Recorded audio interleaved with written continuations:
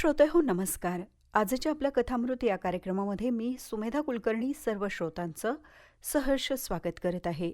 श्रोते हो, कथामृत या कार्यक्रमाअंतर्गत आपण साहित्यिका अश्विनी निवर्गी लिखित बोधपूर्ण भावस्पर्शी कथा ऐकत आहोत. आजच्या आपल्या कथामृत या कार्यक्रमाअंतर्गत आपण साहित्यिका अश्विनी निवर्गी लिखित पाऊल ही कथा ऐकणार आहोत.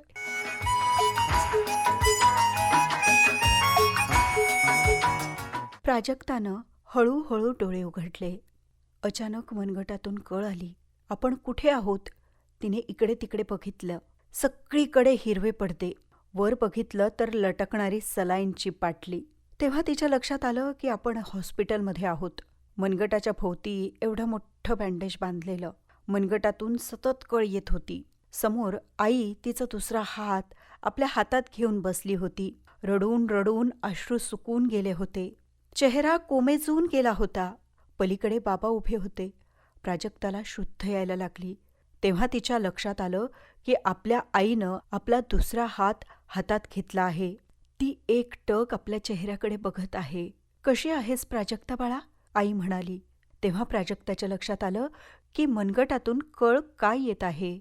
आपणच काल रात्री मनगटावर ब्लेड मारून घेतली होती. रक्ताची धार लागली आणि थोड्याच वेळात आपण बेशुद्ध झालो. आपण इथे कसे आलो यातलं काहीच आठवत नव्हतं तिला. ती शुद्धीवर आल्यावर आई म्हणाली, प्राजक्ता, काय हे? असं वेड्यासारखं कोणी वागतं का? तू आत्महत्येचा प्रयत्न करावास? किती कमाल आहे तुझी. असं काय घडलं तुझ्या आयुष्यात? मला सांग बाळा.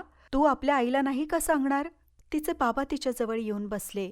तिला म्हणाले, प्राजक्ता, मला वाटलं होतं की तू माझा वाघोबा आहेस.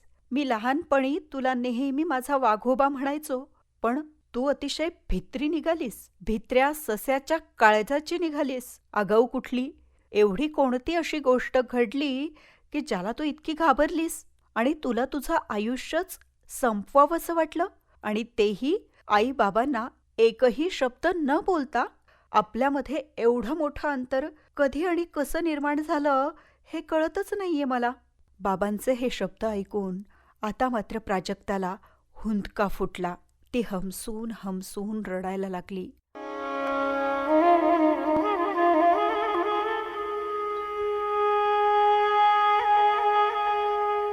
अगं, पण असं झालंय काय? तुझ्या हातून अशी कोणती चूक घडली जी आम्हाला सांगण्याऐवजी तू मरण पसंत केलं बाबा? प्राजक्ताला रडू आवरत नव्हतं. मी वाहवत गेले हो बाबा. कसं सांगू तुम्हाला? आई म्हणाली, राजा, आता खरं खरं सांग बरं.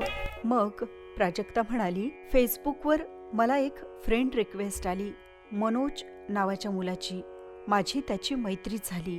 तो माझं खूप कौतुक करायचा. नेहमी म्हणायचा, प्राजक्ता, तू किती सुंदर दिसतेस. हसताना तुझ्या गालावर खळी पडते तेव्हा साक्षात प्राजक्ताची फुलं अंगावर पडतात असं वाटतं.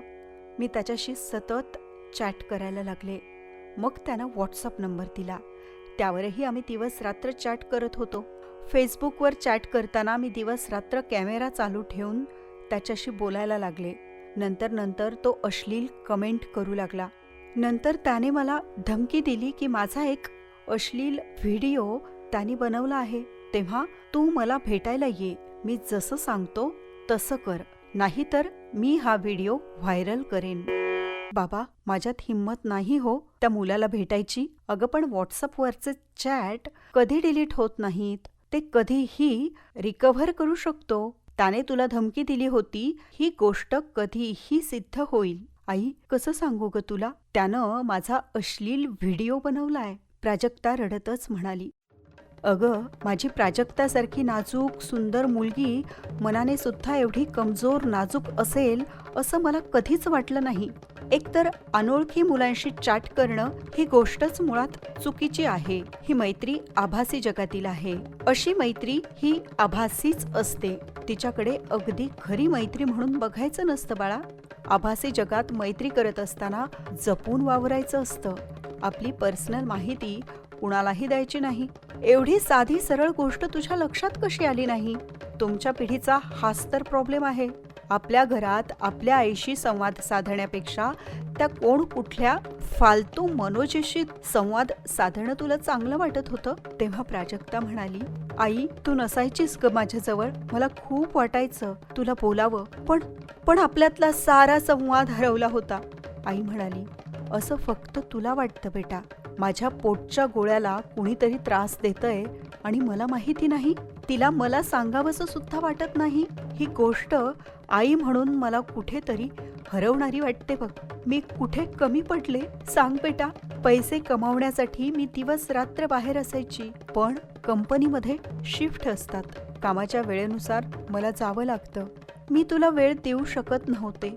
आई वडील आपल्या मुलांसाठी राब राबतात, रात्रंदिवस घाम गाळतात.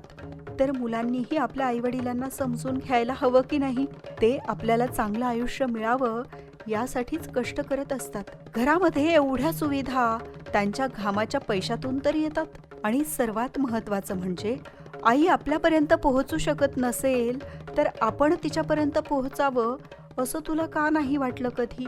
मी तुला वेळ देऊ शकत नव्हते कारण मी मजबूर होते, पण याचा अर्थ असा होत नाही की तू असा भलताच निर्णय घ्यावा. तुझं काही बरं वाईट झालं असतं तर माझ्या आणि बाबांच्या जीवाला काय वाटलं असतं? आमची अवस्था कशी झाली असती याचा विचार एकदाही तुझ्या मनात आला नाही का? बाबा म्हणाले, मी आजच पोलिसांकडे तक्रार करतो. कोण कुठला तो फालतू मनोज माझ्या मुलीला कसा त्रास देतो तेच बघतो. प्राजक्ता म्हणाली, आई चुकले ग मी. मला माफ कर. शेवटी आपली माणसं असतात. आई म्हणाली, आपल्यातल्या हरवलेल्या संवादाची पुन्हा एकदा सुरुवात करूया. एक पाऊल तू आमच्या दिशेनं टाक. आम्ही तुझ्या सोबतच आहोत बाळा. आता पुन्हा एकदा हरवलेल्या संवादाला सुरुवात झाली होती अन विश्वासाची पावलं नात्यांच्या वेलीवर बहरत होती.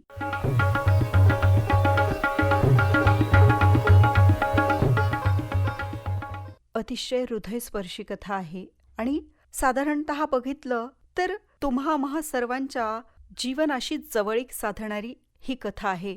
आज प्रत्येक कुटुंबामध्ये व्यक्तींमधला संवाद हरवलेला आहे. आई वडिलांचा त्यांच्या मुलांशी, आजी आजोबांचा त्यांच्या नातवांशी आणि नातवांचा त्यांच्या आजी आजोबा आई वडिलांसोबतचा संवाद हरवत चालला आहे.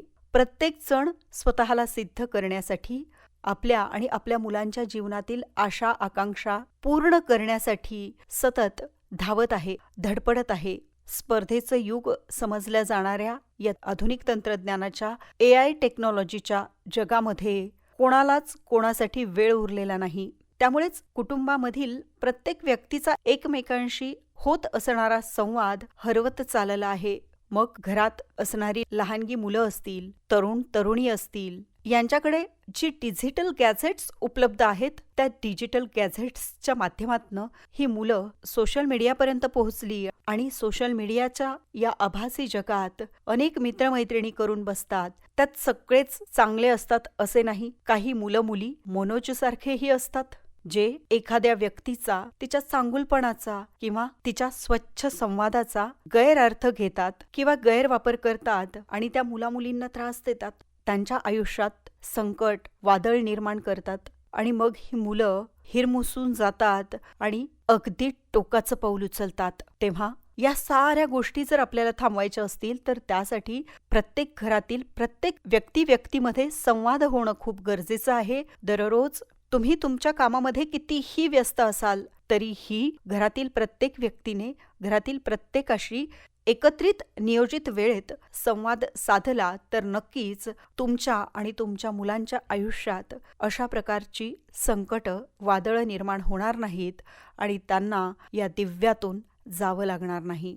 खरोखर अतिशय बोधपूर्ण, भावस्पर्शी अशी साहित्यिका अश्विनी निवर्गी मॅडम यांची पाऊल ही कथा आपण आत्ता ऐकली. तेव्हा श्रोते हो, आता मात्र वेळ झालेली आहे कार्यक्रमामधून आपणा सर्वांचा निरोप घेण्याची. तेव्हा पुन्हा भेटूया अशाच माहितीपूर्ण, मनोरंजक, उपयुक्त कार्यक्रमासह. तोपर्यंत नमस्कार.